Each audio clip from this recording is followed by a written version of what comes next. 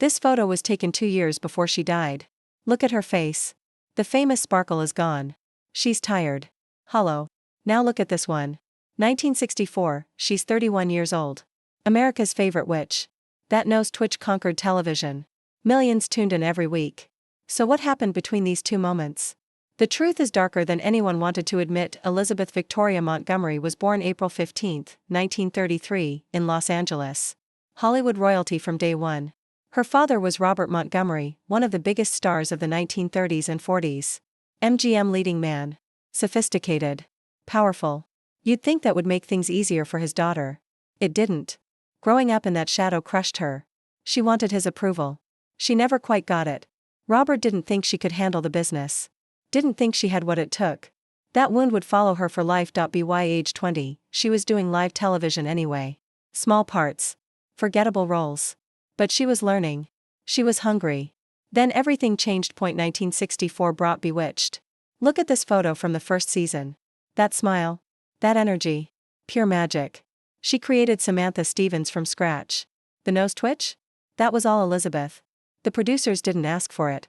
She just did it during rehearsal. And it became iconic overnight. The show exploded. Top 10 ratings for 5 straight years. She was making $75,000 per episode by the end. That's over $500,000 in today's money. She was a star. Finally. Bigger than her father ever was, but here's what nobody tells you. She hated being trapped. Bewitched ran for 8 seasons. 254 episodes. She wanted out after season 5. The network wouldn't let her go. The contracts were iron tight. ABC had their golden goose and they weren't letting go. So she stayed. And stayed. And something inside her started breaking. Behind the scenes, she's begging producers to end the show. They refuse. The money's too good. So Elizabeth makes small rebellions. She stops wearing the blonde wig in later seasons. Fights for darker storylines. The show gets weirder. More dramatic. That's her trying to make it interesting. Trying to survive. Notice the photos from later seasons. The smile doesn't reach her eyes anymore. She's performing. Going through the motions. That witch costume became a prison, then came the real cost. Her marriage to William Asher, the show's director and producer, fell apart in 1973. They'd worked together every single day for 8 years. The set became a battlefield. Imagine that. Going to work. Seeing your ex-husband. Directing you. Telling you how to move. How to smile. While your real life crumbles. She did it anyway. Professional to the end. The show finally ended in 1972. She was free. She was also 39 years old.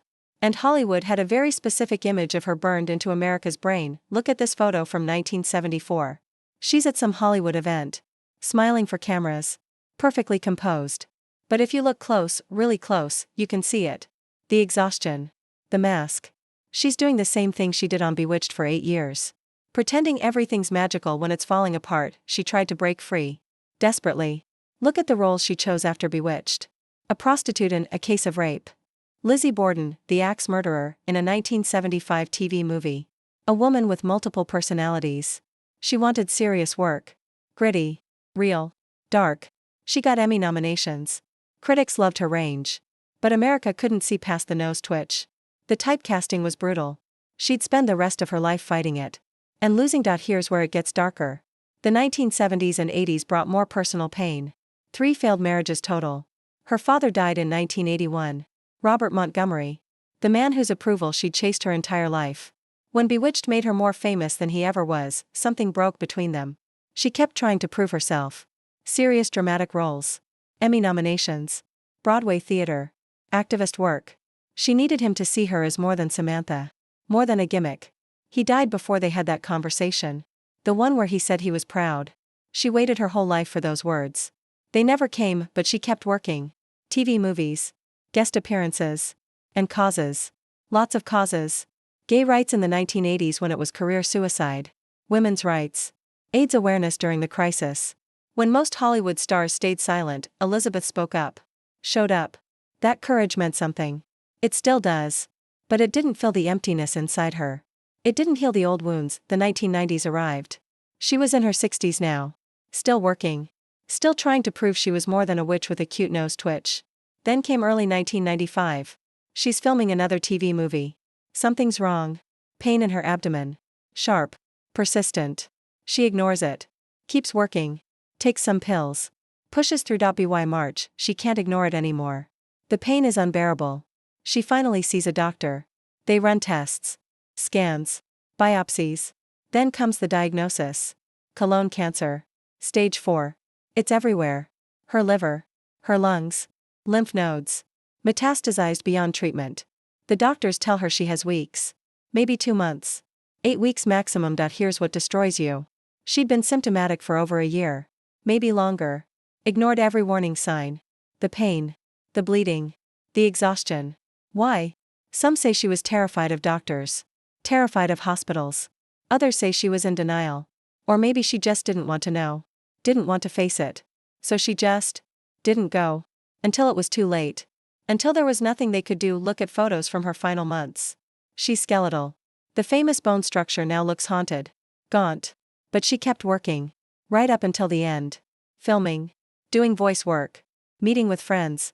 Living on her own terms. Even when her body was failing. May 18, 1995. Elizabeth Montgomery died at home in Beverly Hills. She was 62 years old. 8 weeks from diagnosis to death. That's how fast it took her. The funeral was small. Private. No Hollywood spectacle. No media circus. That's what she wanted. Robert Foxworth, her fourth and final husband, was there. Her children. Close friends. The woman who'd been in millions of homes every week died quietly. Almost in secret. The way she lived after Bewitched ended. Here's what this final photo really shows. Not just illness. Not just age. It shows the cost of being iconic. She gave America Samantha Stevens. That character brought joy to millions. Still does. Reruns play somewhere in the world every single day. But Elizabeth paid for it. She spent 30 years trying to be seen as something more. Something real. Something beyond the nose twitch. She never quite managed it. Even her obituaries led with Bewitched.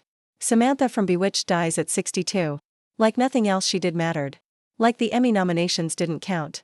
Like her courage didn't matter. Like she didn't matter beyond that one role. Look at both photos again. The young witch with the mischievous smile and sparkling eyes. The older woman with haunted eyes and a tired face. Same person. Different prisons. She proved you could be America's sweetheart and still feel invisible. She proved success doesn't equal happiness. She proved that sometimes the role that makes you famous becomes the cage that holds you forever. Elizabeth Montgomery spent her life trying to escape a character she created. She never did.